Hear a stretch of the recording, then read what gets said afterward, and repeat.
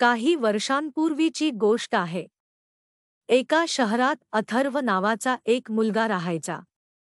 अथर्व खूप हुशार होता आणि त्याचबरोबर खोडकरही होता. पण त्याची एक वाईट सवय होती, पाणी वाया घालवणे. तो कधी नळ उघडाच ठेवायचा, कधी अंघोळीला भरपूर पाणी वापरायचा, कधी बाटली अर्धी प्यायचा आणि टाकून द्यायचा. आणि आईला चेष्टेने म्हणायचा, "आई, पाणी तर फ्री आहे. त्यात काय जपायचं?" एकदा अथर्व आई वडिलांसोबत गावाला गेला. अचानक हवामान बिघडल्यामुळे तेथील सर्व रस्ते बंद झाले आणि त्यांना तिथे 7-8 दिवस थांबावं लागलं. गाव लहानसं होतं. पण सगळ्यात मोठी समस्या होती पाण्याची टंचाई. इथे नळ नव्हते, पाईपलाईन नव्हती. सकाळी बायका माठ, घागरी डोक्यावर घेऊन लांबवरच्या विहिरीकडे किंवा जंगलातील ओढ्याकडे निघायच्या आणि खूप वेळानंतर पाणी भरून घेऊन परतायच्या. उन्हात पाय भाजायचे, अंगातून घाम गळायचा. तरीही त्यांच्या चेहऱ्यावर हसू असायचं, कारण त्यांच्यासाठी पाणी म्हणजे जीवन मरणाचा प्रश्न होता. हे सगळं पाहून अथर्व थक्क झाला. त्याने बाबांना हळू आवाजात विचारले, "बाबा, पाण्यासाठी इतकं लांब का जावं लागतं?" वडिलांनी त्याच्या खांद्यावर हात ठेवला आणि म्हणाले, "बेटा, इथे पाणी नळातून वाहत नाही. प्रत्येक थेंब, घाम, मेहनत आणि संयमाने आणावा लागतो. इथले लोक जाणतात की पाणी ही फक्त गरज नाही. ही तर देवाची देणगी आहे." हळूहळू दिवस गेले आणि अथर्वला पाण्याचं खरं महत्त्व समजलं. कधी आंघोळीसाठी पाणी अपुरं पडे, कधी प्यायला पाणी वाटून घ्यावं लागे, आणि कधी तहानलेला झोपावा लागे. कधी लांबून माठातून त्याला पाणी आणावे लागे. त्याचे ओठ सुकून पांढरे झाले, घसा कोरडा पडला.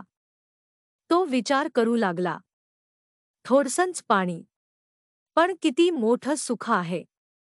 एका रात्री आईने सुस्कारा टाकत म्हटलं, "अरे, किती वाईट वाटतं. इथे पाणी इतकं कमी आहे, जितकं आपण घरी रोज वाया घालवतो." हे ऐकून अथर्वला खूप वाईट वाटले आणि त्याच्या डोळ्यात पाणी आलं. खिडकीतून बाहेर पाहताना त्याला कोरडी जमीन, आकाश, तळपता सूर्य आणि माठ, घागरी घेऊन चाललेल्या बायका दिसल्या.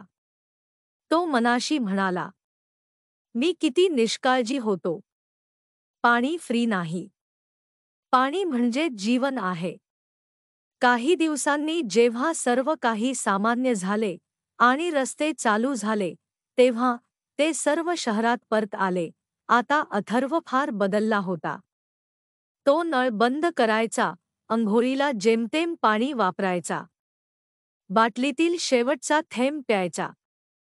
जेव्हा एकदा एका मित्राने पाण्याची अर्धी भरलेली बाटली टाकली, तेव्हा अथर्वने लगेच ते उचलून झाडाला घातलं. त्याच्या डोळ्यात आता खोडकरपणा नव्हता, तर जबाबदारी होती. त्याने मित्रांना एकत्र जमवले आणि सांगितलं, "मित्रांनो, पाणी फ्री नाही. गावातले लोक रोज घाम गाळून ते घरी आणतात. आपण जर आज पाणी वाचवलं नाही, तर उद्या आपल्याला पैसे देऊन पाणी विकत घ्यावं लागेल. आणि कदाचित तेव्हा विकतही मिळणार नाही." ही गोष्ट ऐकून मुलांना अक्षरशः धक्का बसतो आणि डोळ्यातून पाणी येते. ही गोष्ट मुलांच्या मनाला चटका लावून जाते आणि ते विचार करू लागले, "हो, पाण्याचा प्रत्येक थेंब अमूल्य आहे." पण सत्य अजूनही फार वेगळे आहे, जे आत्ता आपल्या लक्षात आलेले नाही आहे. पृथ्वीवरचं 97% पाणी खारट आहे, जे समुद्रात आहे, आणि ते आपण पिऊ शकत नाही. फक्त 3% पेक्षा कमी पाणी पिण्यासाठी योग्य आहे, आणि त्यातलं जास्तीत जास्त बर्फात आणि हिमनगात गोठलेलं आहे. अनेक ठिकाणी जमिनीखालचं पाणी आटत चालले, आणि पुढच्या काही वर्षांत अनेक शहरांमध्ये पाण्याचं मोठं संकट येणार आहे. तर मुलांनो, ही शिकवण लक्षात ठेवा.